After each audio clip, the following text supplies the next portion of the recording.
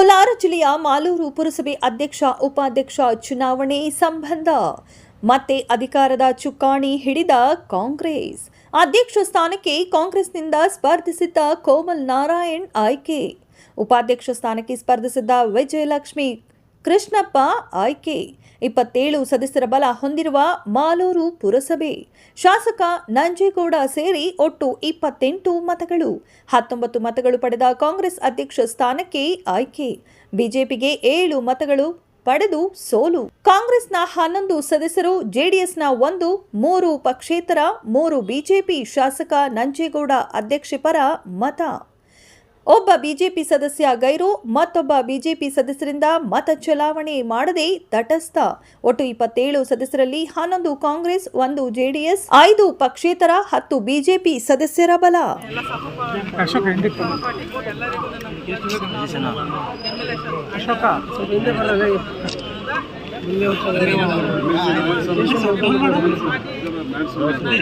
ಧನ್ಯವಾದಗಳು ಕೂಡ ನಾನು ಹೇಳಬೇಕಾಗ್ತದೆ. ನನ್ನ ಮೇಲೆ ಇಟ್ಟಿರುವಂಥ ನಂಬಿಕೆ, ನನ್ನ ಕಾಂಗ್ರೆಸ್ ಪಕ್ಷದ ಮೇಲೆ ಇಟ್ಟಿರೋ ನಂಬಿಕೆಯನ್ನು ನಾನು ಉಳಿಸ್ಕೊತೀನಿ. ಯಾವತ್ತೂ ಕೂಡ ನಾನು ಯಾವತ್ತೂ ರಾಜಿ ಆಗೋದಿಲ್ಲ.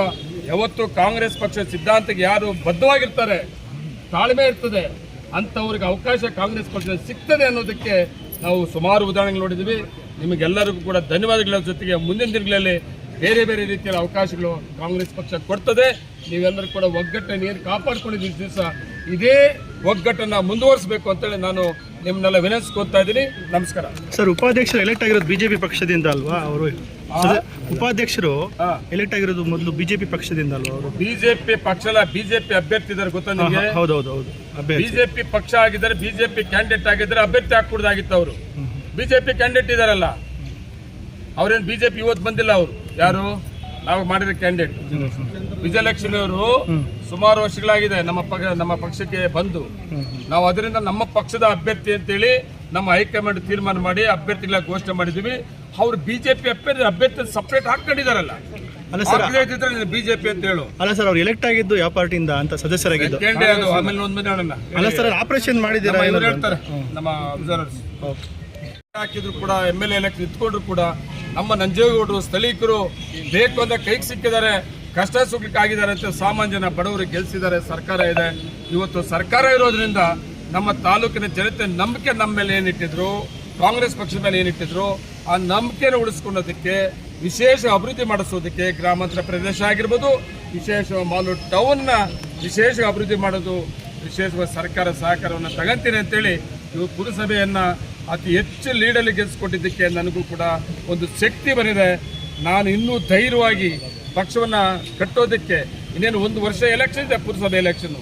ಮತ್ತೆ ಪುರಸಭೆಯನ್ನು ಕಾಂಗ್ರೆಸ್ ತಗೊಳ್ಳೋದು, 1 ವರ್ಷ ಒಳಗೆ ಮಾಲೂರು ಟೌನ್ ಅಭಿವೃದ್ಧಿ ಮಾಡೋದು, ಇವೆಲ್ಲ ಕೂಡ ಮಾಡ್ತೀನಿ ಅಂತೇಳಿ ಇವತ್ತು ನನ್ನ ತಾಲೂಕಿನ ಜನತೆಗೆ, ವಿಶೇಷವಾಗಿ ಮಾಲೂರು ಟೌನಿನ ಜನತೆ ಮತ್ತು 24 ಕೋಟಿ 4.5 ಕೋಟಿನಲ್ಲಿ ಮಾಲೂರು ಕೆರೆ ಅಭಿವೃದ್ಧಿಗೆ ವಾಕಿಂಗ್ ಪಾರ್ಕ್ ಮಾಡೋದು ಈಗಾಗಲೇ ಕೆಲಸವನ್ನು ಪ್ರಾರಂಭ ಮಾಡಿರೋದು. ಮತ್ತು ಇಂದಿರಾ ಕ್ಯಾಂಟೀನ್ ಮಾಡೋಕ್ಕೆ ಅವಕಾಶ ಮಾಡಿಕೊಟ್ಟಿರಲಿಲ್ಲ ಮೊದಲಿನ ಸರ್ಕಾರ. ನಾವು ಇಂದಿರಾ ಕ್ಯಾಂಟೀನ್ ಮಾಡಬೇಕು ಅಂತ ಹೋದರೆ ಸಿದ್ದರಾಮಣ್ಣವರು ಒಂದು ಕೊಟ್ಟಂಥ ಅವಕಾಶವನ್ನು ಮಾಲೂರು ತಾಲೂಕಿಗೆ ವಂಚಿತರಾಗಿದ್ವಿ.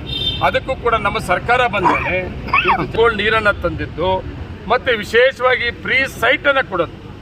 ಸುಮಾರು ನಮ್ಮ ನಾಗರಾಜ್ ಸಾಹೇಬರು ಶಾಸಕರಾಗಿದ್ದಂಥ ಸಂದರ್ಭದಲ್ಲಿ ನಮ್ಮ ಮಾಲೂರು ಟೌನಲ್ಲಿ ಯಾರ್ಯಾರಿಗೆ ಸೈಟ್ಲೆಸ್ ಇದ್ದಾರೆ ಅವ್ರಿಗೆಲ್ಲ ನಾವು ಆಶಯ ಇದರಲ್ಲಿ ಫ್ರೀ ಸೈಟ್ ಕೊಡ್ತೀವಿ ಅಂತೇಳಿ ಸಾಹೇಬರು ಎಲ್ಲ ನಾಗರಾಜ್ ಸಾಹೇಬ್ರ ಅಪ್ಲಿಕೇಶನ್ ತಗೊಂಡಿದ್ರು.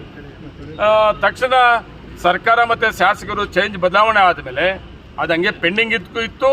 ಮತ್ತು ಬಿಜೆಪಿ ಸರ್ಕಾರ, ಬಿಜೆಪಿ ಶಾಸಕರು 35,000 ರೂಪಾಯಿ ಒಬ್ಬೊಬ್ಬರ ಹತ್ರ ಕಟ್ಸ್ಕೊಂಡು ಖಾಸಗಿ ಜಾಗವನ್ನು ತೆಗೆದು ನಿಮಗೆ ಲೇಔಟನ್ನು ಕೊಡ್ತೇನೆ, ಲೇಔಟ್ ಮಾಡಿ ಫ್ರೀ ಸೈಟನ್ನು ಕೊಡ್ತೀನಿ ಅಂತೇಳಿ 35,000 ರೂಪಾಯಿ ದುಡ್ಡು ಕಟ್ಸ್ಕೊಂಡಿದ್ರು. ಆ 35,000 ಸುಮಾರು 3.5 ಕೋಟಿ ರೂಪಾಯಿ ಪುರಸಭೆ ಅಕೌಂಟಲ್ಲಿತ್ತು.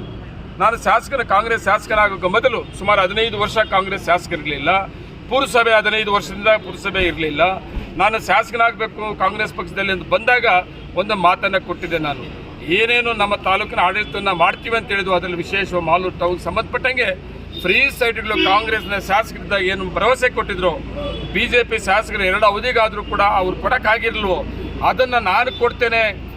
ಏನು 35,000 ರೂಪಾಯಿ ನಿಮ್ಮ ಹತ್ರ ದುಡ್ಡು ಕಟ್ಸ್ಕೊಂಡಿದ್ದಾರೆ, ಅದು ಸುಮಾರು ವರ್ಷದಿಂದ ಬ್ಯಾಂಕಲ್ಲಿದೆ, ಅಕೌಂಟಲ್ಲಿದೆ. ಆ ಬಡ್ಡಿ ಸೇರಿಸಿ, ಬ್ಯಾಂಕ್ ಬಡ್ಡಿ ಸೇರಿಸಿ ನಿಮ್ಮ ದುಡ್ಡನ್ನು ವಾಪಸ್ ಕೊಟ್ಟು ಫ್ರೀ ಸೈಟ್ಗಳನ್ನು ಕೊಡ್ತೇನೆ ಅಂತೇಳಿ ನಾನು ಘೋಷಣೆ ಮಾಡಿದ್ದೆ. ನಾನು ಶಾಸಕರಾದ ಮೇಲೆ ಮೈತ್ರಿ ಸರ್ಕಾರ 1.25 ವರ್ಷದಲ್ಲಿ ಸುಮಾರು 45 ಎಕರೆ ಜಾಗವನ್ನು ಫ್ರೀ ಸೈಟ್ ಕೊಡೋದಕ್ಕೆ ಸರ್ಕಾರದಲ್ಲಿ ಮಂಜೂರು ಮಾಡಿಸ್ಕೊಂಡು ಲೇಔಟ್ ಮಾರ್ಕನ್ನು ಪ್ರಾರಂಭ ಮಾಡಿದ್ವಿ. ಸರ್ಕಾರ ಬದಲಾವಣೆ ಆಯಿತು, ಮತ್ತು ಅವ್ರಿಗೆ ಫ್ರೀ ಸೈಟ್ ಕೊಡೋಂಥ ಅವಕಾಶ ನನಗೆ ಮಾಡಿಕೊಡ್ಲಿಲ್ಲ, ಸರ್ಕಾರ ಸಹಕಾರ ಕೊಡಲಿಲ್ಲ. ಆದರೆ ಜಾಗ ಮಂಜೂರು ಮಾಡಿಸಿ ಹಂಗೆ ಇತ್ತು. ಈಗ ಅದನ್ನು ನಾವು ಲೇಔಟ್ ಮಾರ್ಕಿಂಗು ಈಗಾಗಲೇ ಪ್ರಾರಂಭ ಆಗಿದೆ. ಆದಷ್ಟು ಬೇಗನೆ ನಾವು ಫ್ರೀ ಸೈಟ್ ಕೊಡೋದ್ರ ಜೊತೆಗೆ ನಾನು ಈಗಾಗಲೇ ಮುಖ್ಯಮಂತ್ರಿಗಳು ಮಾತಾಡಿದ್ದೇನೆ, ಜಮೀರ್ ಅಹಮದ್ ಅವರು ವಸತಿ ಮಂತ್ರಿಗಳು ಮಾತಾಡಿದ್ದೇನೆ. ಫ್ರೀ ಸೈಟ್ ಜೊತೆಗೆ ಏನು 1200 ಜನ ಅಪ್ಲಿಕೇಶನ್ ಹಾಕ್ಕೊಂಡಿದ್ರು ಅವ್ರಿಗೆ ಮನೆ ಮಂಜೂರಾತಿ ಕೂಡ CM ಕಾರ್ಯಕ್ರಮವನ್ನು ಮಾಡೋದ್ರಲ್ಲಿ ಕೊಡಬೇಕು ಅಂತೇಳಿ ಒಂದು ತೀರ್ಮಾನ ಮಾಡಿದ್ದೇವೆ. ಆ ಜೊತೆಗೆ ಅವ್ರ ದುಡ್ಡು 35,000 ರೂಪಾಯಿ ಏನು ಕಟ್ಟಿದ್ರು ಅದನ್ನು ವಾಪಸ್ ಕೊಡ್ತೀವಿ ಬಡ್ಡಿ ಸಮೇತ ಅಂತ ಹೇಳಿದ್ದಾನೆ. ಎಲ್ಲರ ಅಕೌಂಟಿಗೂ ಸುಮಾರು 3.5 ಕೋಟಿ 35,000 ಬಡ್ಡಿ ಸೇರಿ ನೇರವಾಗಿ ಅವ್ರ ಅಕೌಂಟ್ಗೆ ಟ್ರಾನ್ಸ್ಫರ್ ಮಾಡಿದ್ವಿ ನಮ್ಮ ಪುರಸಭೆಯಿಂದ ಕೂಡ. ಇವತ್ತು ಪ್ಲೇ ಓವರ್ ಆಗಿದೆ ನಮ್ಮ